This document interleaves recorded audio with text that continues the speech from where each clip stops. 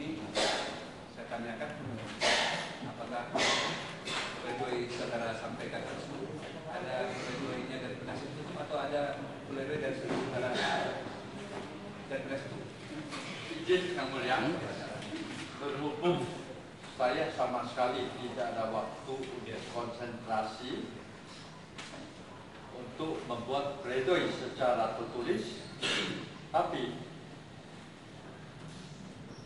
atas saya seizin yang mulia, saya mohon izin, saya akan menyampaikan pledoi secara lisan tentang hal-hal yang perlu. Saya merasa perlu majelis yang mulia, yang saya muliakan ini ketahui. Dan selanjutnya dilanjutkan dengan pledoi yang dibuat oleh pihak pengacara saya.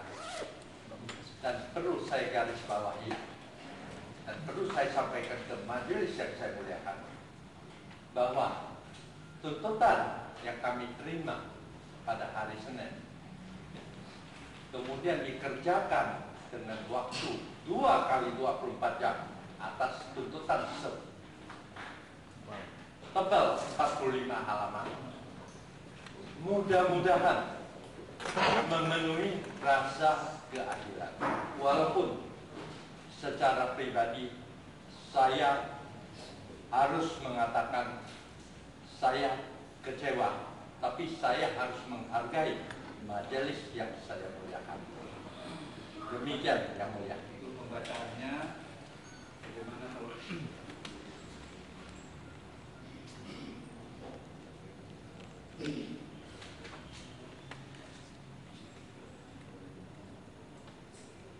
untuk apanya, pledoinya bagaimana? Siap disampaikan secara mau dibacakan?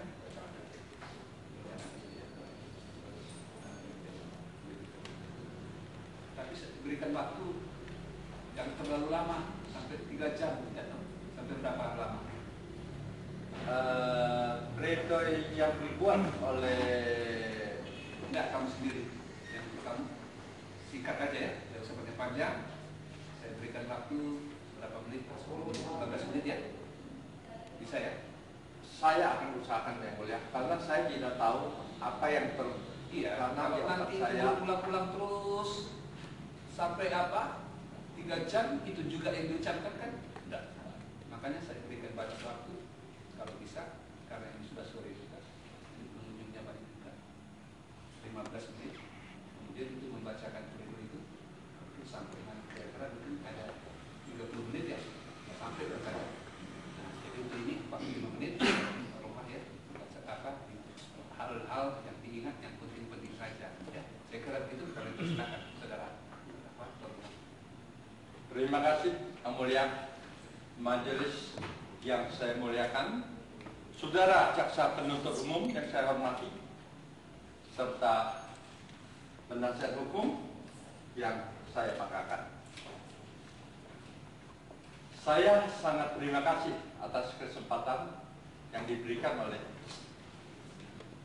yang mulia kepada saya untuk mengungkap suara hati yang selama ini terpendam dan tidak bisa dibicarakan kepada siapa-siapa.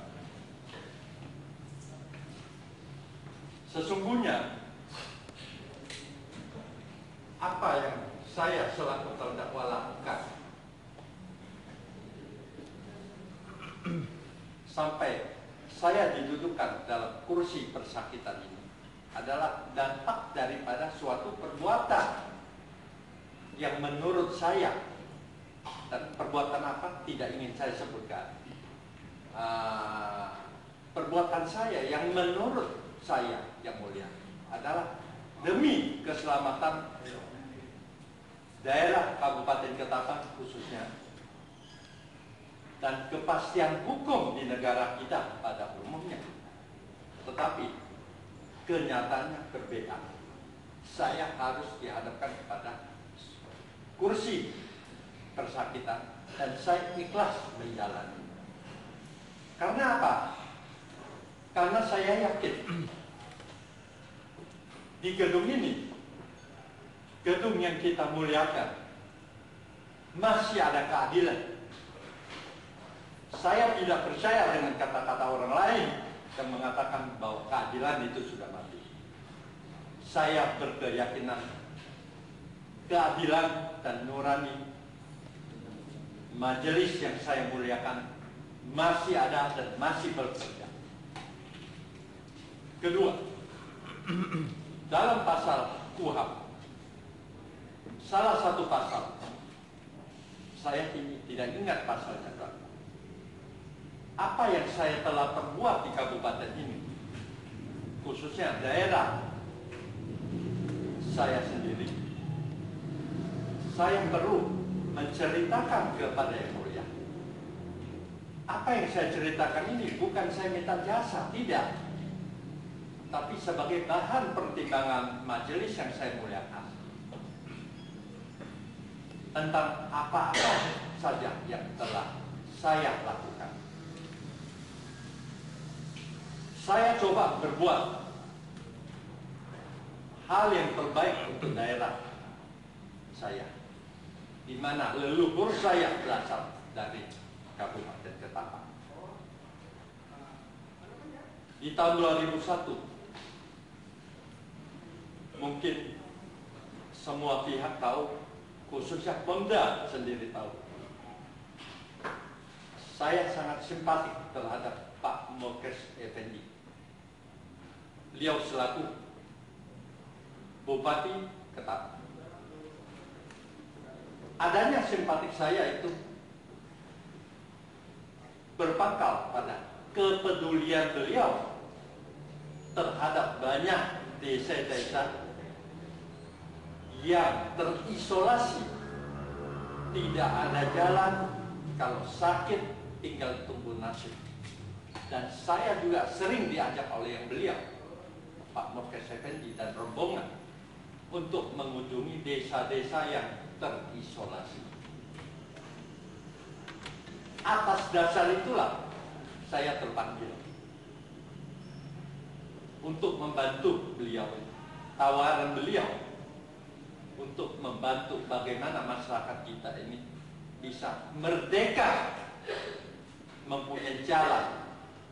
Indonesia sudah merdeka 45 tahun, sejak 45, saya lalat sejak tahun 45.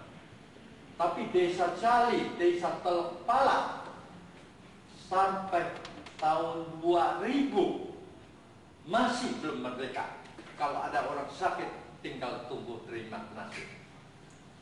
Itulah yang menjadi hati nurani saya terpanggil untuk membantu.